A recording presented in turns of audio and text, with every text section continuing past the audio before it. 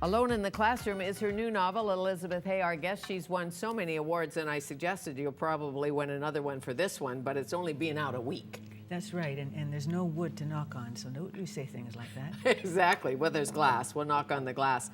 Where do you write? I have a study on the second floor. It's an old sunroom, really. My house in Ottawa is a great old house built in 1928, I think, brick house. So I'm up there, and I have windows on 3 sides. So I've got blinds, you know, to lower against the sun. Since I have a little rocking chair in there, and I like to sit in the rocking chair and look out the window. And is that when the ideas come, when the narrative begins, when the characters pop around in your head, or what's your process?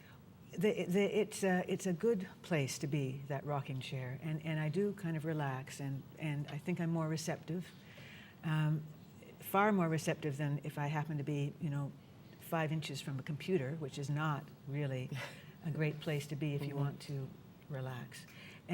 But when I've got an area that I'm exploring, some kind of emotional territory, then I know things are going well if the thoughts just continue to flow throughout the day. And so I have notebooks, just steno pads, and I write things down by hand, I certainly try to write anything down, any thought or image that occurs when it happens, otherwise it'll be forgotten.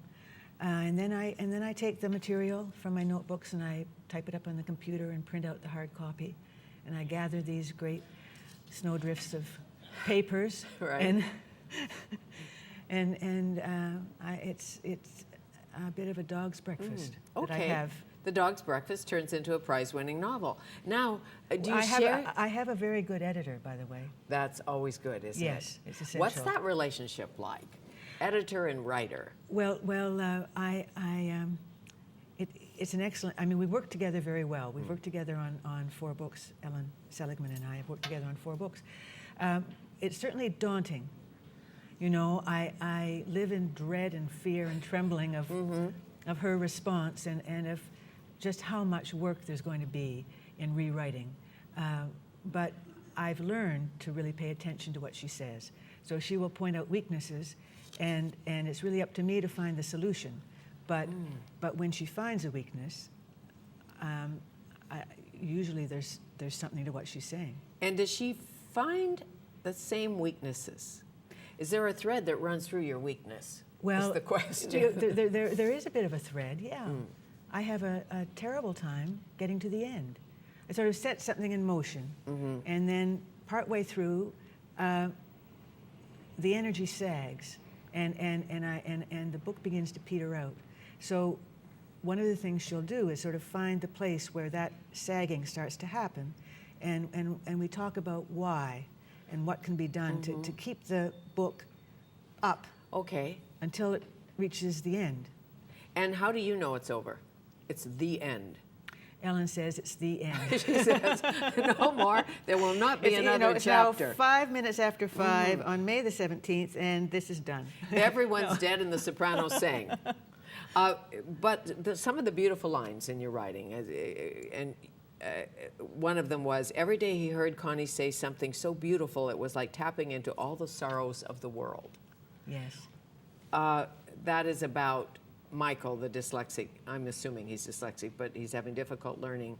But the teacher, Connie, was so wonderful with him that somebody said, yes, every day she made a difference. Yeah, yes, I think, he felt saved by her. And I think rescue does come. I mean, in the book, rescue comes to some, but it doesn't come to everybody.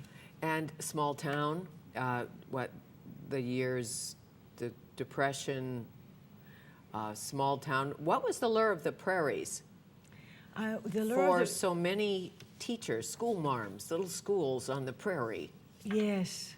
Well, so many people from Ontario were drawn west. And when I flew into Calgary the other day, I was again reminded why. There is a huge difference. I mean, I'm very attached to Ontario, but you fly west and the world opens up. The sky opens up. You've got these great low grassy hills. You can see forever. You can see the weather coming. You can see it going. And you feel liberated. You really do. Yeah, lots of land, and sunny skies above. That's right.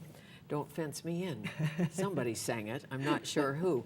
Do you have another one, another novel or a short story bubbling around in Elizabeth Hay's brain? Well, I'm actually have some short stories that perhaps have been gathering dust that I'd like to brush off and see if I can't make work, because I need to take a bit of a break before I launch into another novel. It's not a good idea to go, lockstep from one to the next, I've discovered.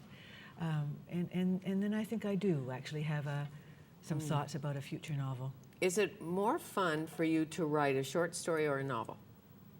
Or have you thought about the fun quotient? Oh, well, the lovely thing about a novel is that it gives you a place to be for a few years. And a short story, the lovely thing about a short story is that with any luck, you've got something that's finished in a shorter span of time. Beginning, middle, end. But the thing about writing is that it does give me a place to be. It gives me a way to live my life. So it's really when I'm between writing projects that I feel lost. Who influenced you growing up, writing-wise? Who did you read as a child? Who do you read now? Well, I read Ella Montgomery as a child.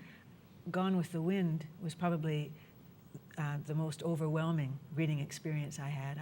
I remember being about 12 years old, and I know exactly where I was when I finished the book. I remember exactly how I felt. I couldn't believe that these characters were over, that this book was over. And when you saw it on the screen, I'm assuming you did. Yes, I did eventually. Were you disappointed? You know how when you read, you have everybody Yes. pictured, and you know exactly what Scarlett looks like, and Yes. who Rhett is. That didn't. The one book that I've never wanted to see on the screen is Jane Eyre, because actually I have such a feeling about Jane and about Mr. Rochester that I don't want them tampered with. Most other books, it's okay, but not Jane Eyre. So for you to see Jane Eyre, there'd have to be a really good casting agent. There would be. Yeah. So you're on your way to Victoria, again with Miriam Taves, to speak this evening, read this evening at the Fairfield United Church. Monroe Books, Yes. of course, you'll drop in there, I hope. Absolutely. Have you met Alice Munro? I've met her once. Okay. Yeah, it was I'm, as is everyone, Yes. a tremendous admirer. She doesn't like to do interviews, as you probably know. And Jim Munro is her ex-husband, Yes. but he's still at the bookstore. Yeah. So that's the gossip in Victoria. How nice to meet Oh, you. it's lovely to meet you. Thank you. Thank you, Fanny. Elizabeth Hay, Alone in the Classroom. And as you know, she is an award-winning Canadian writer.